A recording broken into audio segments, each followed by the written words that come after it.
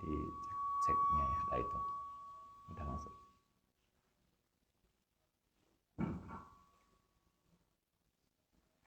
Assalamualaikum warahmatullahi wabarakatuh. Allah astaghfir Muhammad sallallahu alaihi wasallam subhanahu wa ta'ala wa dzurriyyatihi wa sallallahu alaihi wasallam. Wassalamualaikum mu'alif kitab Ali Maksum Assalamualaikum warahmatullahi wabarakatuh. Wassalamu'ana wa umatina wa jadina wa jadina wa sallallahu syaihina Wassalamu'ala ma'atina asqiya malam talamidhi wa asadi wa ali baitihi lillahi ta'ala lahumul fatihah. Ana syahadi bismillahirrahmanirrahim. Alhamdulillah alamin arrahmanirrahim. Iyyaka na'budu wa iyyaka nasta'in shiratal mustaqim. Bismillahirrahmanirrahim. Halaman 79. Fal masjidu mongko utai masjid inama azuma engkos kini menjadi mulia apa masjid hadil ummata dengan segala kemuliaannya wasorot lan menjadi apa as-salatu salat fihi indal masjid bi alfi salatin dengan alfi berapa? 1000 kali salat fi siwahu di dalam selain Masjid Nabawi maksudnya minal masajidi dibanding dengan masjid yang lain li'annahu karena sedunia masjid itu kalau masjid itu masjid alladzi ikhtaro yang telah memilih ing masjid sallallahu alaihi wasallam. Kenapa Masjid Nabawi itu menjadi masjid yang salah satu masjid mulia yang pahalanya kalau kita sholat di Masjid Nabawi itu nilainya sama dengan 1000 kali sholat. Kalau kita sholat subuh di Masjid Nabawi sekali itu pada karo sholat di masjid yang lain itu 1000 kali sholat subuh. Kenapa Masjid Nabawi bisa sangat mulia seperti itu? Satu alasannya adalah karena Masjid Nabawi itu adalah masjid yang dipilih oleh Nabi. Satu, babanahu lan telah membangun ing masjid sapa Nabi. Satu, Nabi yang milih. Kedua adalah karena masjid itu dibangun sendiri oleh Kanjeng Nabi. Waladi lan sesuatu alat kana kang ana apa alladzi yusarrifuhu yang memberikan kemuliaan ing masjid bisolati kelawan salat fihi dalam masjid. Waladzi artinya itu pilihan Nabi yang Nabi sendiri yang memberikan anugerah seperti tadi.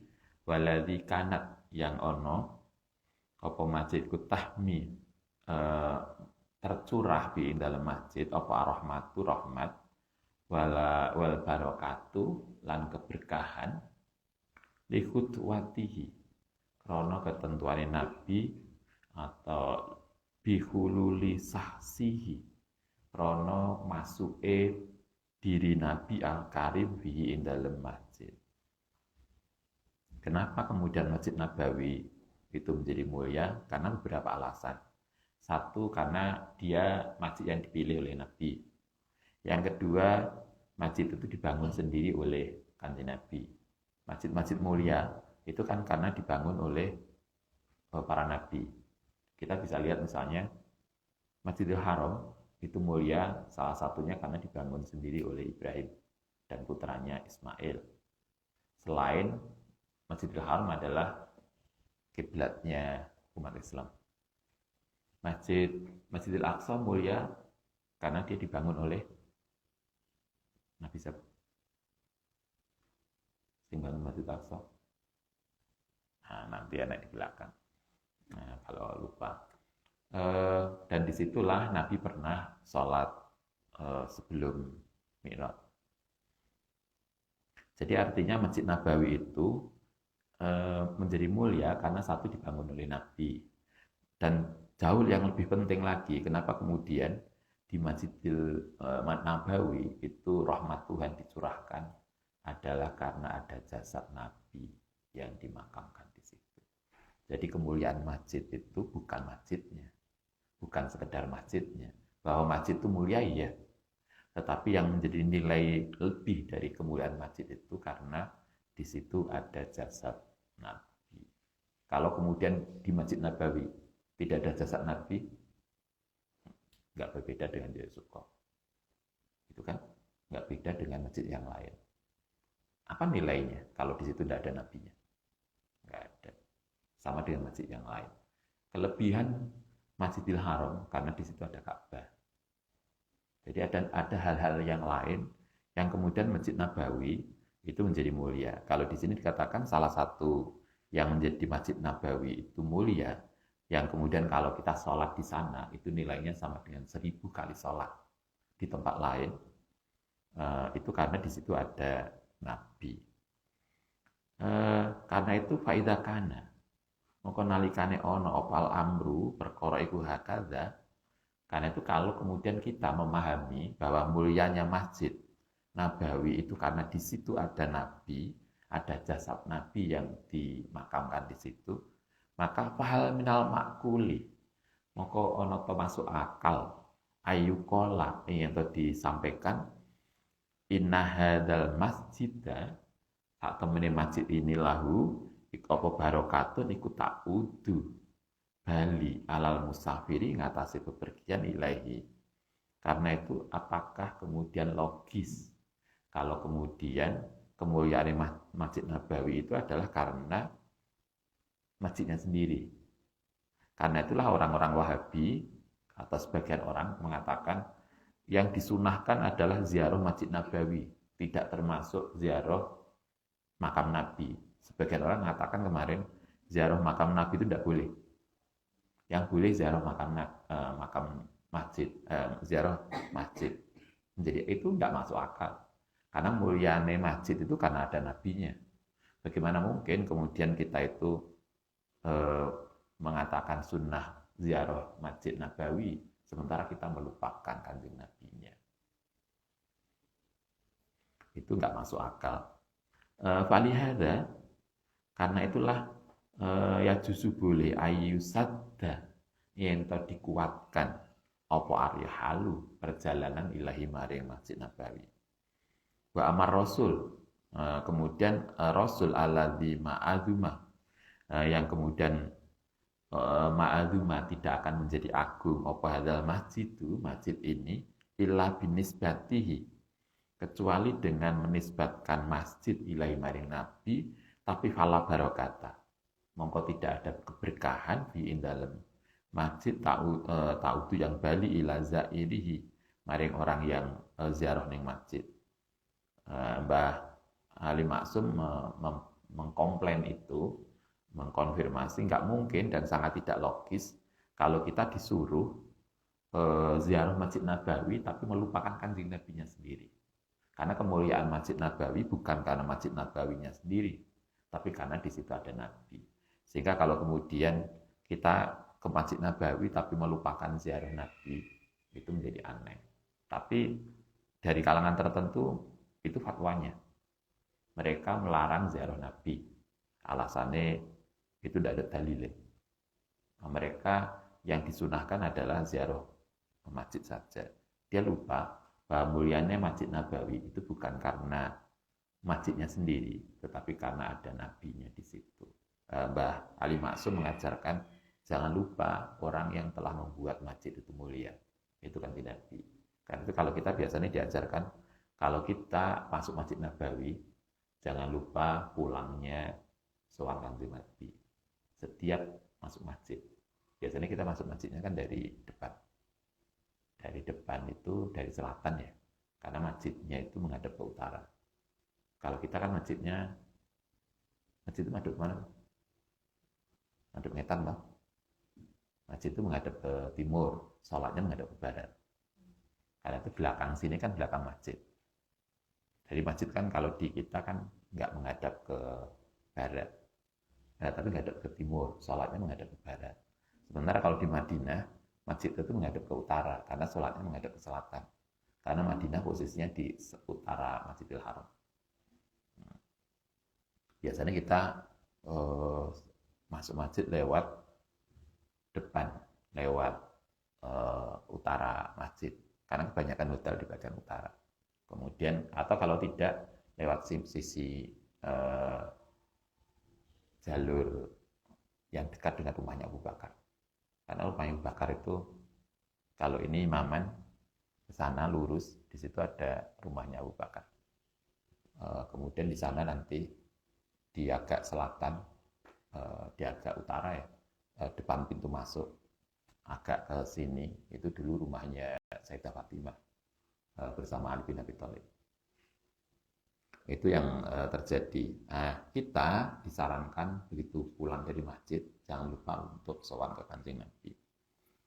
Faidan, mongko karena itu layak juzu, tidak boleh apa antusadda ingin dikuatkan apa ari halu perjalanan ila ziaratihi maring ziarah masjid. Inna hadza iku inama yakulu, ngucap hu ing ma sapa al majanin, orang-orang apa majanin, majnun, orang-orang gila, alladzina la yaununa, yang tidak faham sapa mereka maing barang yakuluna, yang ngucap sapa mereka, au yakuluhu, atau ngucap hu ing ma sapa aduwul Islam, yaitu musuh Islam, wa rasulillahil Islam, dan utusan Islam. Karena itu sampai keras banget Mbak Ali Maksud. Kalau ada orang kemudian melarang ziarah makam Nabi dengan alasan apapun, itu nggak masuk akal. Dan itu ucapan, kemungkinan dua.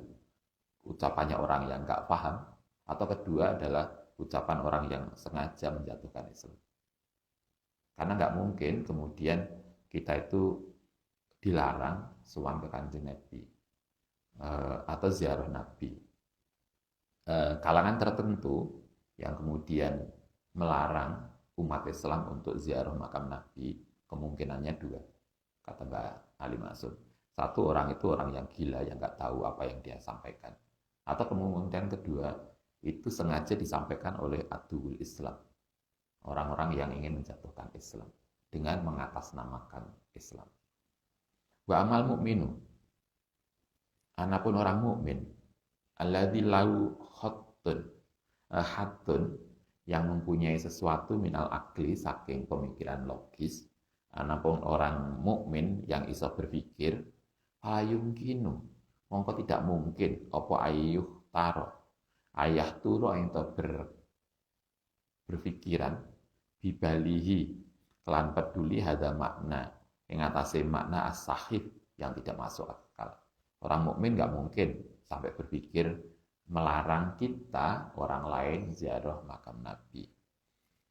Wal hadisu tai hadis alladzi yastanidu, yang menyandarkan ilahi maring hadis sapa ulaika alladzina yuriduna, yang menghendaki sapa mereka ayat dulu yang to mengumpulkan bainahu antara Kanjeng Nabi wa baina umatihi, lan ing dalam antarané umat Nabi fi nahiyatin, ing dalam satu kelompok. Wa mayadhabuna, lan tidak akan meninggalkan atau berangkat sapa alladzina ilaihi maring ma fi nahiyatin ukhra, ing dalam kelompok yang lain. Orang-orang yang benar-benar iman pada Nabi tidak mungkin akan memisahkan Kanjeng Nabi dengan umatnya. Tidak mungkin kita memisahkan orang tua dari anaknya. Tidak mungkin kita memisahkan antara murid dengan gurunya. Orang mukmin akan berusaha keras bagaimana menyatukan itu, menyatukan umat dengan nabinya. Sehingga kalau ada orang berusaha memisahkan umat Islam dengan nabinya, itu menjadi aneh. Dengan alasan, oh yang nggak masuk akal.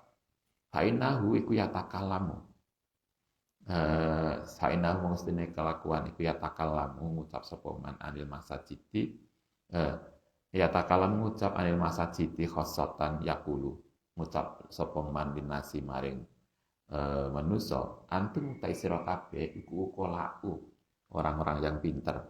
Yajib bukan wajib apa antusona, yang dijaga apa amalukum anil abasi, saking ketersia-siaan, alladzi la faidata, kang ora ndak ana faedah ini endam fausikum, mongko berwasiat sapa kita kum ing sira ala tusafiru, yen to ora bepergian sapa sira, wa tahammalu lan menanggung sapa sira ma'ati basafari ing beratnya bepergian wa masakohu lan tegese masakotnya safar min ajli antusollu dari arah yen to sampai sapa sira bimasjidin kelawan satu masjid min masajidid dunya eh, saking masjid-masjid yang ada di dunia fahimina halim memberikan pemahaman sapa mereka anallahu saat temani lahu kedue masjid tadi fadlan ana keutamaan ala ghairi ngatasé liyane masjid lataf alu mongko aja berbuat sapa sira zalika ing tadi untuk mendatangi masjid fa innakum ikutat tada abuna menjadi terbebani sapa sira fi safarikum ing dalam bepergianmu bila faidatin kelan tanpa faidah ta'udu kang bali alaikum ing atase sira li anal masjida krana sak temene masjid kullaha seluruh masjid iku fi mustawa wahidin ing dalam derajat yang satu la fadla yang tidak ada keutamaan bibatiha kelan sebagian masjid ala ba'din yang atasnya sebagian lakin latafhamu tetapi ini jangan tidak bisa memahami sapa sira anadzalika saat temene itu ala umumihi ing atase umume ma bal fid dunya balik iku ing dalam dunia masajidun ono beberapa masjid salah satu yang tiga lah kang iku kedue masjid salasah maizatun ono keutamaan ala ghairiha ing atase liyane masjid minal masjid saking banyak masjid iya iku al masjidil haram masjidil haram pertama kita harus ingat bahwa ada masjid-masjid tertentu bahwa semua masjid itu sama mungkin kita bisa pahami tapi secara khusus ada masjid-masjid yang secara khusus disebutkan oleh Nabi yang lebih mulia, yaitu Masjidil Haram, Masjid Nabawi, dan Masjid Aqsa. Kemarin kita masih ingat Mbah Ali Maksum bahkan mengatakan, sebetulnya yang mulia, masjid itu tidak hanya Masjidil Haram, Masjid Nabawi, dan Masjid Aqsa. Masjid yang lain itu sebetulnya nilainya juga nggak sama.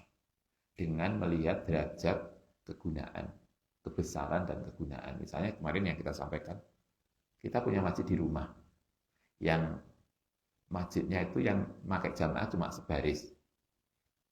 Tentu ini akan berbeda toh dengan masjid di tempat lain yang mungkin jamaahnya lebih banyak. Perbedaan penggunaan, perbedaan manfaat itu bisa berdampak pada perbedaan keutamaan masjid. Itulah kenapa kemudian kalau kita diajarkan oleh Umar bin Khattab, kalau ada baca dalam Mizanul Kubra misalnya, Umar mengatakan kalau Anda Ramadan, maka silahkan Anda bisa iktikaf di masjid-masjid yang besar. Umar mengatakan itu, Anda bisa baca. Jadi, lah iktikaf di kita boleh nggak? Boleh. Tapi carilah masjid-masjid yang besar, yang di situ banyak orang. Kenapa? Karena banyaknya jamaah itu akan bisa meningkatkan kualitas kita. Karena itu menunjukkan masjid itu bagus, lebih barokah, lebih mulia daripada jamaahnya hanya 1-2 orang. Masjidil Haram itu disebutkan oleh Nabi sebagai masjid yang mulia. Bi Makkah ana ing tanah Makkah wal Masjidin Nabawi. Lan Masjid Nabawi bil Madinati ana ing Madinah Al Munawwarah wal Masjidil Aqsa lan Masjidil Aqsa bisam di Damaskus. Di Sam itu mana? Syria.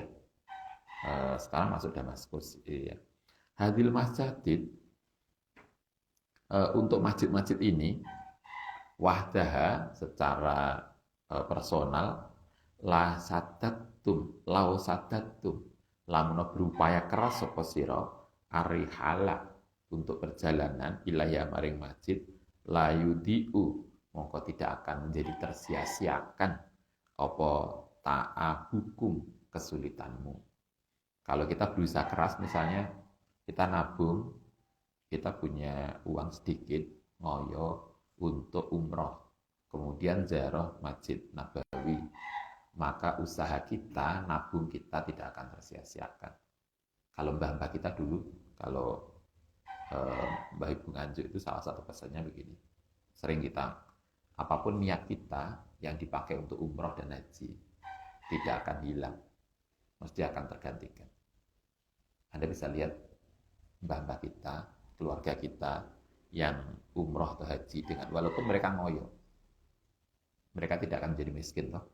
Mereka biasanya habis begitu ini semua yang mereka keluarkan biayanya akan diganti oleh Tuhan. Bahkan ada kalau di sini, Ustaz punya teman. Jadi kalau dia mau pengen punya sesuatu, dia umroh. Karena dia meyakini gini, kalau saya umroh kemudian saya berdoa, kita tahu doa di Masjidil Haram, doa di Nabawi itu tidak mungkin ditolak oleh Tuhan. Nah, itu Pak.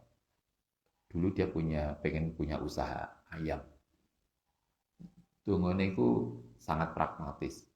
Ya Allah, saya pengen setelah ini pulang kita punya kandang ayam yang besar. Tunggunya ning Masjidil Haram. Lu mulai itu loh usaha kandang ayamnya, usaha ayam potongnya langsung besar.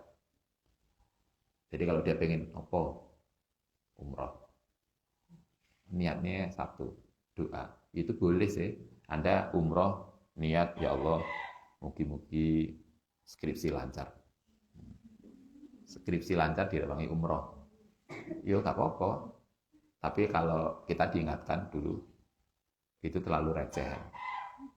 Jangan nyari doa yang kecil-kecil. Kalau memang dengan kesana, dengan usaha udah, dengan biaya mahal, jalue ojo yang kecil. Jangan recehan. Jaluk yang besar, keselamatan dunia akhirat, kelancaran usaha, dan pokoknya yang usaha-usaha yang besar. Jangan cuma kandang ayam, jangan cuma lah, karena terlalu kecil kalau kita ingin ini. Tapi itu boleh. Dulu kita punya teman, punya tetangga di Nganjuk, haji, umroh. Kalau dia cerita gini, saya umroh itu ketika haji, dia doanya cuma satu. Ya Allah, tanah ombo, ngerti tanah ombo ya? Lahan yang luas. Jadi akhirnya seluruh sekitar rumah dia kebeli dia. Ya itu silakan, tapi kalau bisa jangan yang bersifat kecil-kecil.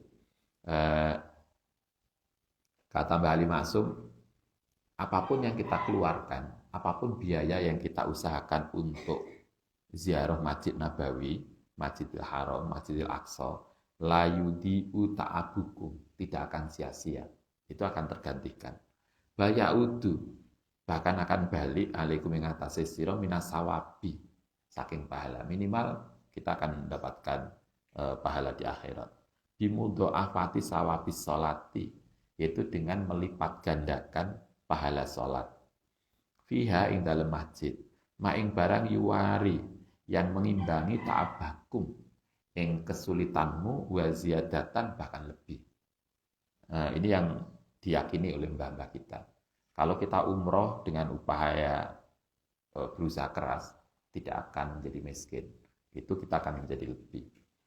Wa inama imtazat, yang pesine lebih, punya nilai lebih apa hadil masjid itu salah satu. Li anal Masjidil Haram, ini nilai lebih beberapa masjid. Pertama Masjidil Haram mempunyai nilai lebih umiro, karena diperintahkan bibinaihi, telah membangun Masjidil Haram, fabanahu, mongko kemudian membangun ing Masjidil Haram sapa Sayyidina Ibrahim Al-Khalil. Masjidil Haram itu menjadi sangat mulia, paling mulia di antara masjid yang ada di muka bumi, karena dia dibangun langsung oleh Nabi Ibrahim dan Ismail.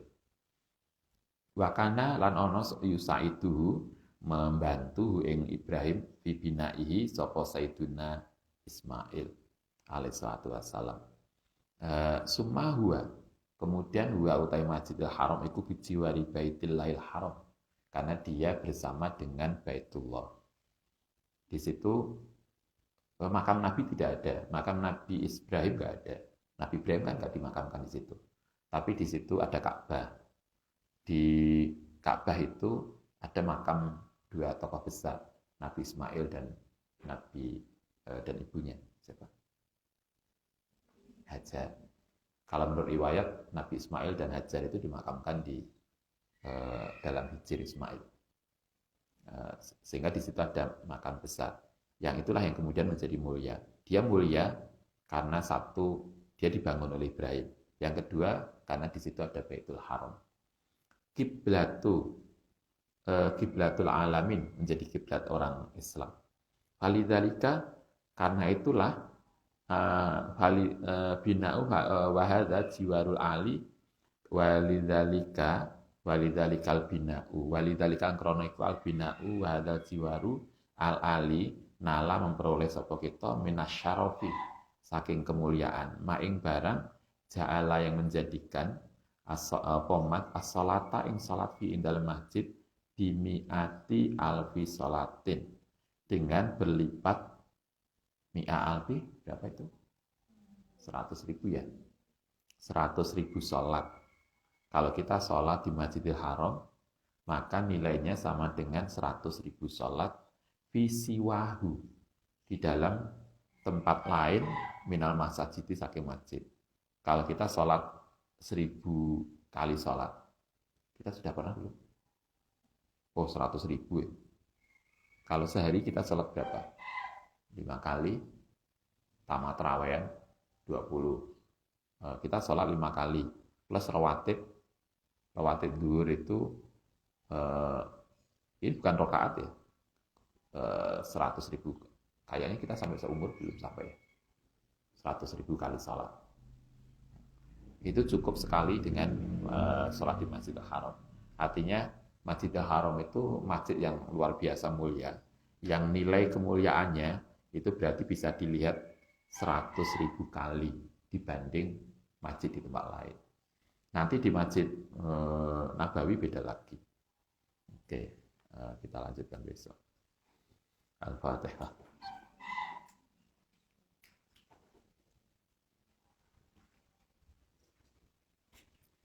Rabbana fa'na bima 'allamtana ya aqina wa faqihana wa qarrabatina